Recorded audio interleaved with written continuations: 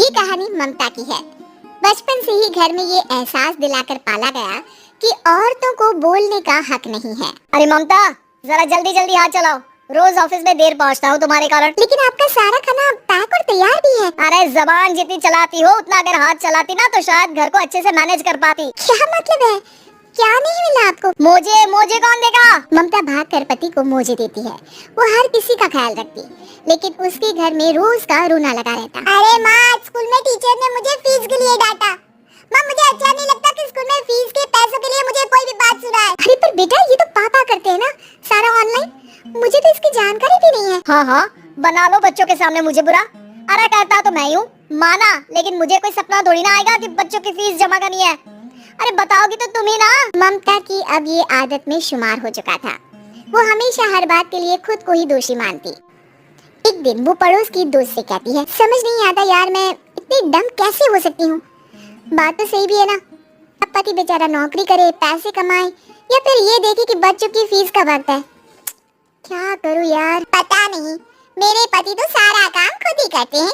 वो तो कहते हैं कि तुम थक जाती होगी, सारा दिन घर बाहर बच्चे। तो अच्छा, ऐसे भी पति होते हैं क्या? अरे क्या बात कर रही है भाई साहब, कभी तुझे किसी बात के लिए सुनाते नहीं? इसने कहा नहीं सुनाते। अरे ये पति चीज ही ऐसी होती है कि बिना पत्नी को सुनाए उन्हें चैन की नींद कहाँ आती है।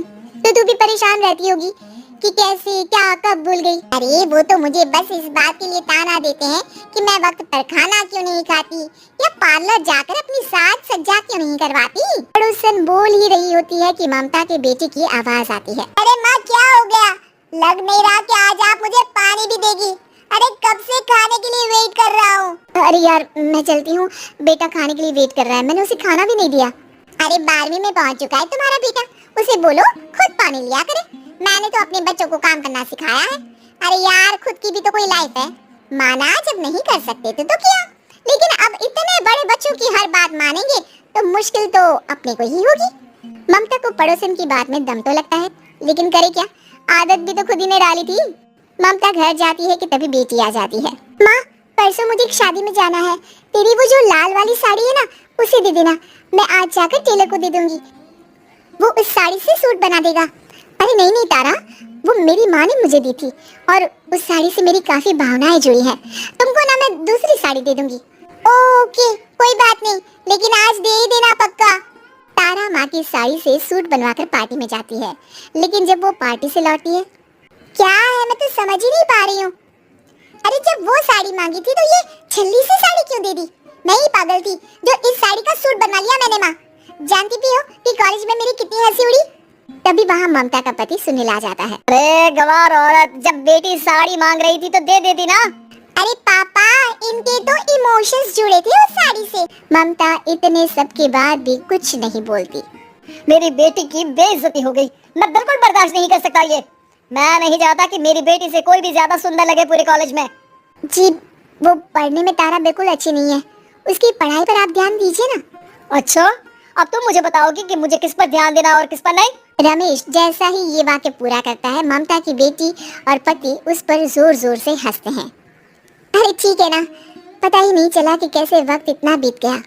अरे कैसे पता चलेगा माँ, हम लोगों के पीछे जो तू बैताल की तरह चिपकी रहती थी, तुझे कैसे वक्त का पता चलता। ममता को पहले सास ससुर, फिर पति और बच्चों की तरफ से इस तरीके की बातें सुनकर उसका मन बहुत दुखी रहता था। एक दिन, सुनो ना, बहुत दिनों से कमर के नीचे बहुत दर्द रहता है। कल मैंने देखा कि एक फोड़ा था। अरे ममता, एक बार अपने पति से बात करो, वो तुम्हारा फोड़ा डॉक्टर को दिखा देंगे। अरे नहीं नहीं, वो तो गुस्सा हो जाएंगे। अरे क्यों गुस्सा हो जाएंगे? तुमको दर्द है? हाँ, लेकिन वो यही बोलेंगे कि ऑफिस जाओ या फिर तुम्हें लेकर डॉक्टर के पास। तो बेटे से ही बात कर ले। अरे वो तो मैं कर लूँ, लेकिन फोड़ा है ऐसी जगह कि उसे बताते मुझे शर्म आएगी। लेकिन कुछ ना कुछ तो करना जरूरी है ना। ऐसे कब तक फोड़े के दर्द से तड़पती रहेगी? अब तो सोच रही हूँ कि इनसे बात कर ही लूं, वरना दर्द के मारे कहीं मर न जाऊं। ममता, क्या किया तुमने आज? खाने के डिब्बे में कैसा खाना दिया था? दाल खराब हो गई थी, कब की थी? दाल तो मैंने सुबह ही बनाई थी, खराब कैसे हो गई? अच्छा सुनिए ना, मुझे कहना है कि अरे गरम दाल बंद करोगी तो ऐसा ही होगा ना। बेइज्जती हो गई सबके सामने मेरी। ऑफिस वालों ने ऐसा मजाक उड़ाया कि क्या बोलूं। कल से ठीक से खाना देना है तो देना, वरना खाना देना बंद कर देना, बाहर खा लूंगा मैं। ममता जो पति से अपनी परेशानी बताने वाली थी, वो अब ये सोचने लगती है कि कल से पति को खाने में क्या दे।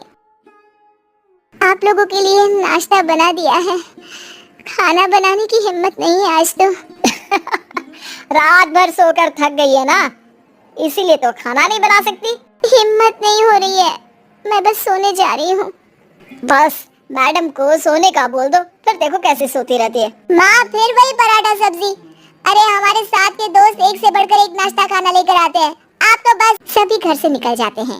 लेकिन जब शाम को बेटा घर आता है तो घर में अंधेरा रहता है। बेटा लाइट जलाता है। क्या माँ तुम्हारा भी जवाब नहीं है बिजली का बिल बचाने के लिए? वो बोल ही रहा होता है कि सामने माँ जमीन पर लेटी मिलती है। अरे माँ क्या हो गया माँ? अरे बेटा तुम्हारी माँ के पैर के पास एक फोड़ा है, जिसके कारण ये लगातार कमजोर होती जा रही थी।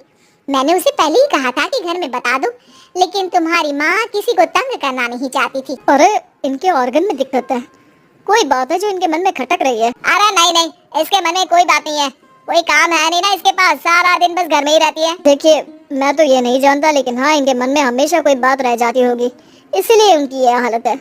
अगर आप समय से नहीं ले आते तो हो सकता था कि। अरे नहीं नहीं डॉक्टर साहब, हम पूरी कोशिश करेंगे कि वो ठीक हो जाए। हम लोगों ने अपनी ही परेशानी माँ के सामने रखी, लेकिन किसी ने माँ की दिक्कत को जानने की कोशिश तक नहीं की। हाँ मैंने भी ममता को हमेशा घरेलू जरूरत से ज्यादा काम का नहीं सोचा था। ममता को होश आता है और वो खुद को अपने बेडरूम में देखती है। वो उठने की कोशिश करती है कि माँ अब आप नहीं उठेंगी, हम लोग है ना, हम लोग आपको पूरी तरह से खुश रखने की कोशिश करेंगे।